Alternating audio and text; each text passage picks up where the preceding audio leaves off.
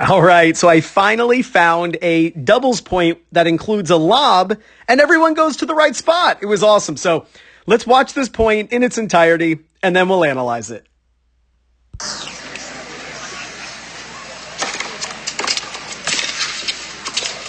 Yes. Beautiful.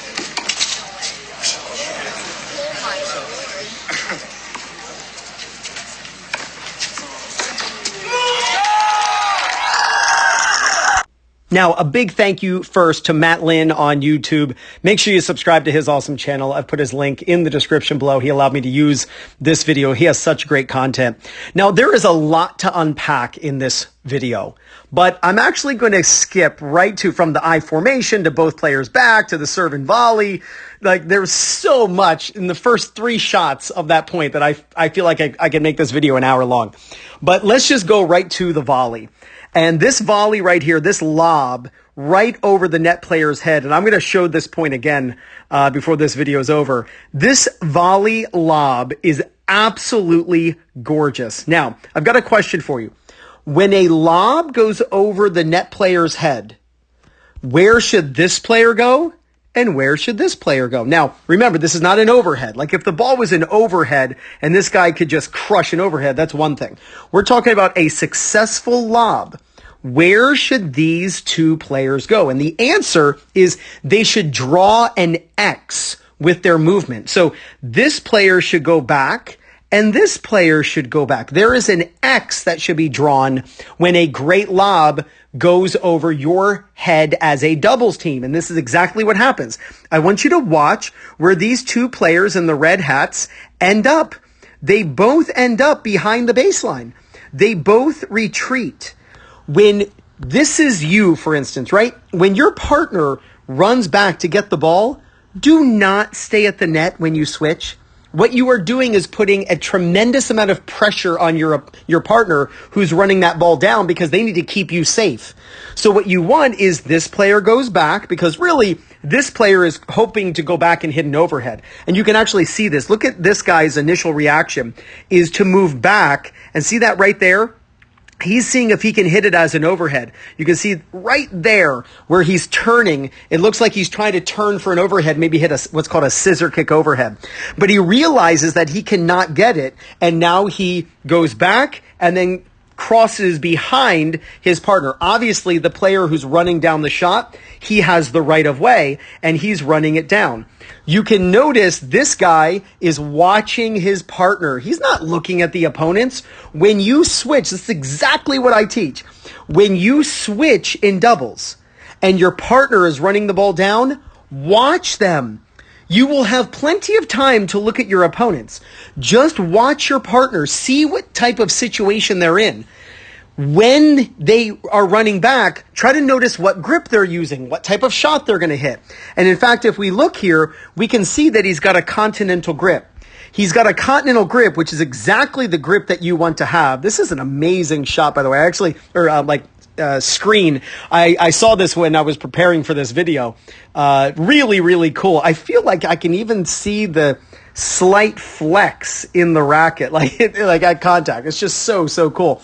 You can see the ball completely flat on the strings. Really cool. His racket is wide open. He is going to send that ball so high into the air. And look at this guy, his partner. His partner has crossed behind, and now he's backpedaling back. This is exactly what I teach. Man, this is so good. Now he started running. Now he's turning. So good. Now, we need to look at the guys who hit the lob. Very simple question. When you successfully lob over your opponent's head, and this is singles or doubles, there are 2 places you should not be. Super tight to the net and back at the baseline. You want to be at the service line. In fact, what I teach is put your toes on the service line as a nice way of remembering exactly where to go. When you are lobbed, you switch, right? So this player goes back, this player switches, right? They're playing defense. When you hit the lob, you play neutral, right? You are now on the service line. And the reason is you have to expect a lob to come back. That's exactly what happens. Now, this lob is super high. So let's start a timer. I think it's like 4.13 or something. Let me check. how long this ball's in the air before it bounces. Let's see. There's the ball bouncing right there. Yep. Oh, I was just off. 4.12. So he skied that ball in the air. Notice where the ball is landing, by the way, right at the service line. That's why you want to put yourself on the service line when you lob over your opponent. Now, why didn't this guy hit an overhead? Well, let's look at the sun. Yeah. The sun is basically right high noon. The ball's way up in the air. So he's looking into the sun. Who knows about the wind? But that ball is coming from such a high height that as that ball is dropping 9.8 meters per second, man, that ball is dropping at a high speed. So it would be very difficult for him to time that ball. So these guys are back at the baseline. Plenty of time to react. The player who's allowing this ball to bounce, he actually misplays this a little bit. I want you to notice this. Watch where he is. He moves in a little bit and then has to go back. So watch him move in, and then he has to kind of hit while being off balance hitting that shot. So you really want to stay when you're going to let an overhead bounce, stay way back so that you can get your momentum going forward into the return. But he does well. He does fine. Hits the ball cross court. And this guy way in the back takes too big a cut. He's definitely trying to keep it away from the net guy. He does not want to he does not want to hit it to this guy. So he's trying to keep it away from him, and he does. He just hits the ball a little bit too far out. But I was so excited because I comb through so many points just to come up with videos for you guys every day. And when I saw this, I'm like, oh my gosh, I finally found it. What I typically see in recreational tennis, let me show you what I typically see from club level players. 2 5s, 3 O's, 3 5s, 4 O's, 4 5s, even 5 O's. You'll see this player running back to get it, and this player stays up. And they just stay to the net. I've even seen people get closer to the net when they switch. Remember, your partner who's running down this ball, so this guy right here, if that's your partner, you can't stay at the net.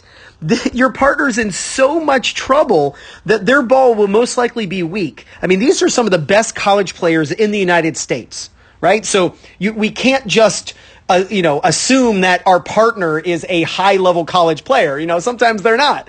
And so we want to take all the pressure off our partner who's running this ball down by going back. So in case they hit a weak ball that gets slammed, at least you both have time to react to those overheads.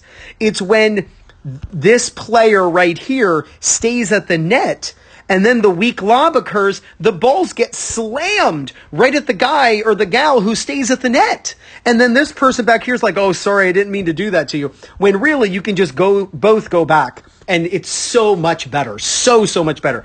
Another thing that I see has to do with the players who hit the lob. What you typically see is that when a lob occurs, these players either get way too close to the net, which just makes them what Vic Braden would say, rush the net to lose at a faster rate. And then the ball goes right over the head, or they both go back to the baseline. And then a weak ball that's a lob can't be hit as an overhead. So I was so excited when I saw this point. Again, I love the continental grip. If your back is to the net, right? So if your back is to the net, you're this player and you have a ball right here, you've got to use the continental grip. The way that's a backhand grip, volley grip that a lot of people use. I don't teach it for the volley grip, but it's what a lot of people use for the volley grip. Because what happens is the angle of the racket allows you to get on the other side of the ball and makes it so much easier to put that ball back in play. All right, let's watch this point one more time. Don't forget, if you're looking for people in your local area to play against, practice with, or even find a coach who can help you with your double strategy, use my link in the description, playercourt.com/2minute tennis. And when you use my link, you get 50% off when you join.